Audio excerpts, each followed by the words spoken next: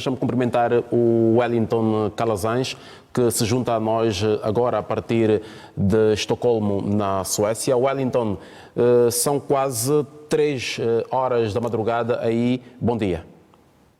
Bom dia, David Temudo. Faltando 1 minuto para as 3 da madrugada aqui em Estocolmo, faltando 1 minuto para as 2 aí em Angola. É um prazer estar aqui para este debate, expectativa muito grande, para que possamos ter algo diferente, já que praticamente podemos considerar a estreia de Kamala Harris como candidata a presidente num confronto direto com o seu opositor político, Donald Trump, que pretende voltar à Casa Branca. Vai ser um momento realmente importante para a política norte-americana e que o mundo está atento a cada detalhe.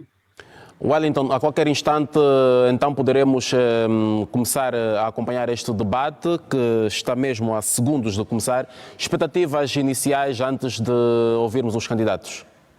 A expectativa é de que Donald Trump seja aquilo que ele vem sendo nos últimos 10 anos, com um ajuste aqui e outro ali no discurso, e que Kamala Harris tente descolar da ideia de que ela é a atual vice-presidente dos Estados Unidos da América e pareça algo novo, para que a imagem dela, em momento algum, seja colada à do atual presidente Joe Biden, que está em visível declínio. Obrigado, Wellington, por esta nota inicial. Momento de intervalo, o primeiro neste debate, onde já foram abordados vários temas, e aqui com um desempenho algo surpreendente dos dois candidatos. Vamos então ouvir a primeira impressão do Wellington. Wellington, com que impressão fica desta primeira ronda de perguntas e respostas dos candidatos? Concordo com você, David. O debate foi bastante movimentado até aqui, muito mais essa primeira parte do que todo o primeiro debate entre Donald Trump e Joe Biden.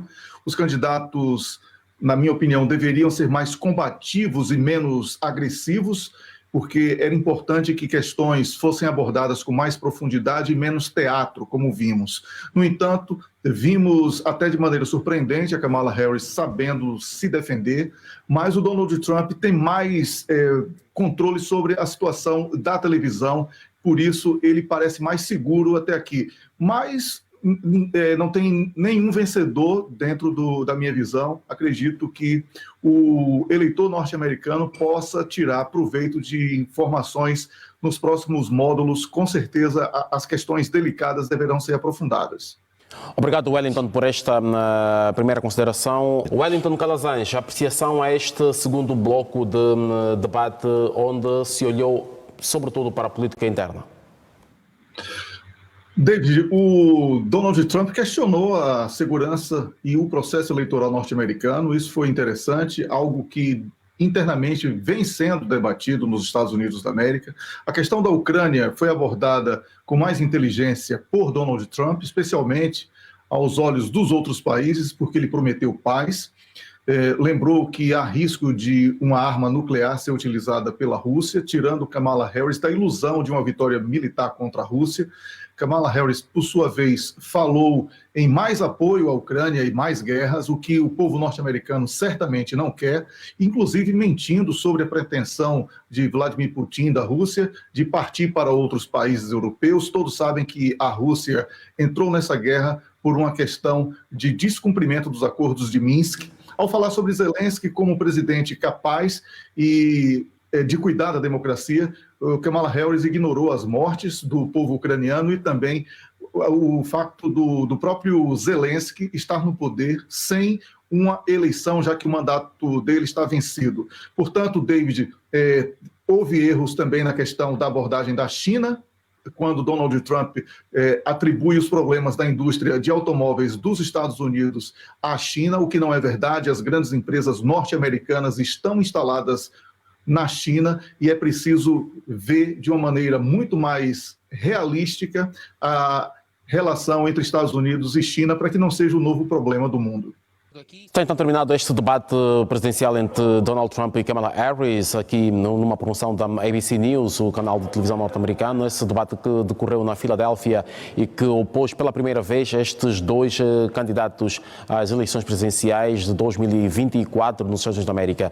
Donald Trump então participa pela 7ª vez de um debate presidencial e desta vez teve como oponente Kamala Harris, com quem se encontrou pela primeira vez. As duas figuras nunca se tinham avistado pessoalmente desde que estão na política. É a primeira vez que ambos estão no mesmo espaço, na mesma sala e que conseguem olhar olhos nos olhos um do outro. De recordar que Kamala Harris chega à senadora quando Donald Trump chega a presidente dos Estados Unidos e ainda assim nunca houve qualquer oportunidade para que se cruzassem, de tal forma que hoje foi o primeiro encontro entre ambos e foi o primeiro aperto de mãos entre Donald Trump e Kamala Harris. De resto, um debate histórico e que poderá, de acordo com aquilo que foi produzido pelos oponentes, poderá decidir então o curso da política dos Estados Unidos da América para os próximos 4 anos. As eleições acontecem já a 5 de novembro próximo. Este poderá ter sido o último debate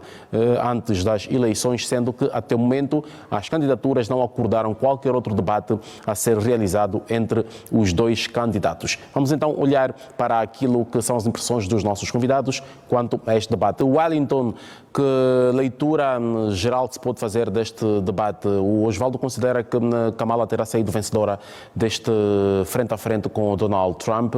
Aqui a olhar, por exemplo, para as formas como o Donald Trump divagava sobre vários assuntos para os quais não tinha respostas concretas e a forma como no início do debate, por exemplo, tentava enervar a sua oponente, tendo mesmo num certo momento mandado calar a boca a Kamala Harris, o que de resto representa um gesto bastante ofensivo na sociedade norte-americana quando se tem esta atitude para com uma senhora. De resto, Kamala conseguiu aguentar-se, mas daquilo que ela passou como ideias para assumir a Casa Branca caso vença, é aquilo que a América precisa neste preciso momento e é aquilo que o mundo precisa? David, eu não considero que tenha havido um vencedor neste debate. Eu vejo que, por causa das questões técnicas que já abordávamos no sábado, no Conexão Angola, de que as regras do debate engessam os candidatos... De resto, Wellington, de resto, este pormenor também foi observado pelo Osvaldo, que dizia que a própria maneira como o debate decorreu também não permitia que se esgrimissem todas as ideias e permitia que um interrompesse o outro e com isso quebrar o fio de pensamento.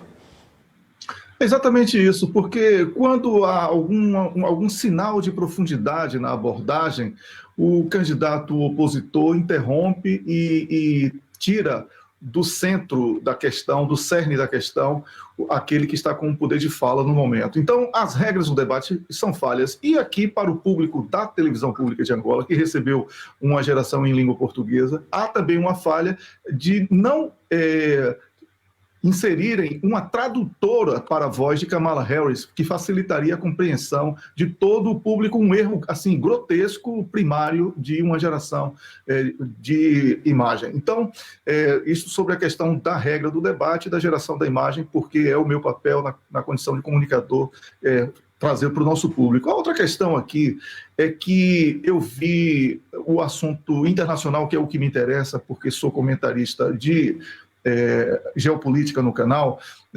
A questão da guerra da Ucrânia foi abordada com muito mais felicidade por Donald Trump, porque ele falou sobre paz, e Kamala Harris falou sobre manutenção de uma guerra que já está perdida. Falamos também aqui no intervalo... Entretanto, sobre Wellington, antes que siga com a sua ideia, entretanto, quando se falou da questão do Médio Oriente, Kamala Harris, pela primeira vez, desde que está nesta campanha como candidata, falou de que, para ela, a solução também passa por 2 Estados.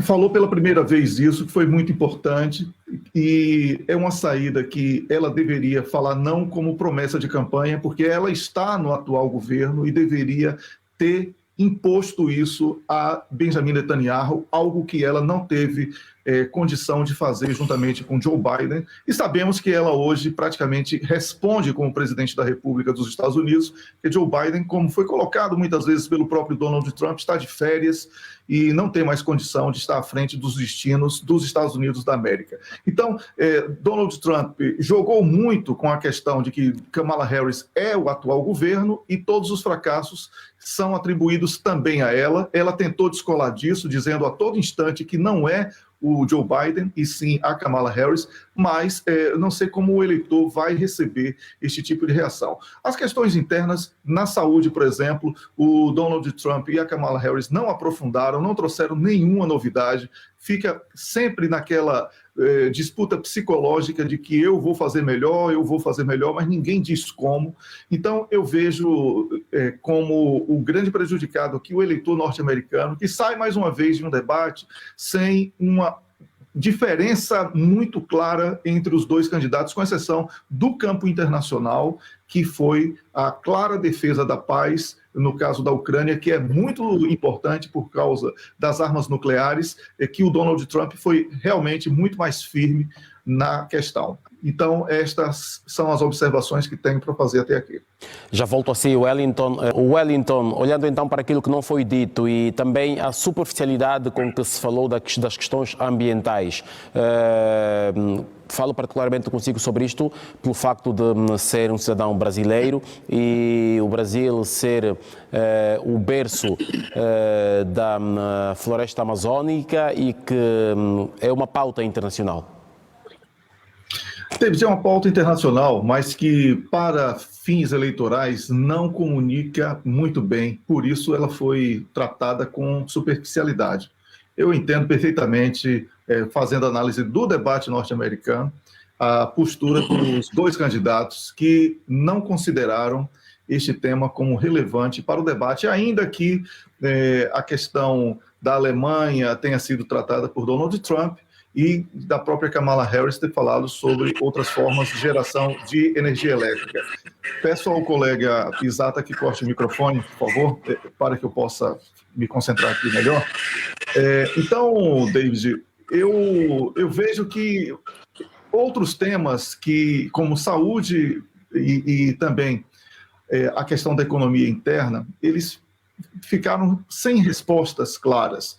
A iniciativa de Kamala Harris de falar sobre geração de postos de trabalho a partir do investimento nas pequenas empresas, pequenas e médias empresas, ela é inteligente, eu vejo isso como uma proposta concreta, mas a contestação do candidato Donald Trump de que ela não fez isso juntamente com Joe Biden nos últimos anos, também joga por terra a boa intenção dela, já que ela não conseguiu, durante todo o debate, descolar da imagem do atual governo, e essa foi a estratégia de Donald Trump. Por sua vez, Kamala Harris fez apelos interessantes para questões sensíveis internas, especialmente por ser mulher. Ela tentou jogar com muita inteligência a questão da sensibilidade feminina, e o que pode, de alguma maneira, trazer para ela uma vantagem. E a questão racial que foi colocada, eu vejo que o Donald Trump tentou minimizar o problema sob a alegação de que não é o problema mais importante, e eu não vi como desrespeito racial ou supremacia branca em momento algum. Eu vi apenas como uma questão de prioridade no debate, o que não deixa de ser, dentro do que os inquéritos de opinião pública internos dos Estados Unidos têm dito, o povo está menos preocupado com essa questão do que com emprego e educação e saúde, que são os três temas de sempre, de todas as campanhas. Wellington, houve aqui um outro pormenor de um tema que parece bastante importante, mas também foi algo superficial. A questão da posse de armas. Quando Donald Trump dizia ao seu eleitorado, certamente, que eles querem tirar-vos as armas, e Kamala dizia que nós não queremos tirar as armas, a prova disso é que eu tenho arma, o Walt tem armas, e que ninguém vai tirar as armas a ninguém, porque a segurança é prioridade. Estiveram aqui os dois candidatos a piscar o olho aqui a um lobby importantíssimo que também pode decidir as eleições, que é o National Rifle Association. David, não apenas ao lobby, mas, lamentavelmente, a cultura norte-americana da posse da arma. Isso já está incorporado culturalmente pelo povo norte-americano. A sensação de que está seguro possuindo uma arma dentro de casa.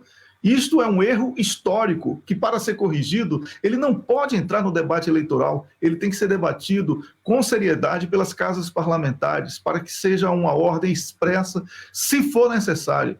Eu acho que o problema da violência dos Estados Unidos não é apenas a posse de arma. Existem outras questões que produzem este resultado negativo, como violência e recorrentes o uso de arma para assassinatos em massa em escolas e outros locais públicos. Então, essa questão não foi abordada sob a ótica do lobby das armas, na minha opinião, mas sim como uma tentativa de atender demandas do eleitorado norte-americano, que este eleitorado incorporou a posse de arma como algo necessário para a sua segurança. Wellington, obrigado então por estas considerações aqui a este debate, o primeiro e esperamos nós que não seja o último entre Trump e Kamala Harris. Vamos então pôr um ponto final aqui a esta nossa emissão especial quanto a este debate presidencial nos Estados Unidos da América, depois de já termos feito em junho, quando se defrontaram pela televisão Donald Trump e Joe Biden. Hoje fizemos-lo com Donald Trump e Kamala Harris. O debate aconteceu na Filadélfia e foi produzido pela ABC News. Quero agradecer ao Wellington Calazans, que esteve connosco a partir de Estocolmo, na Suécia.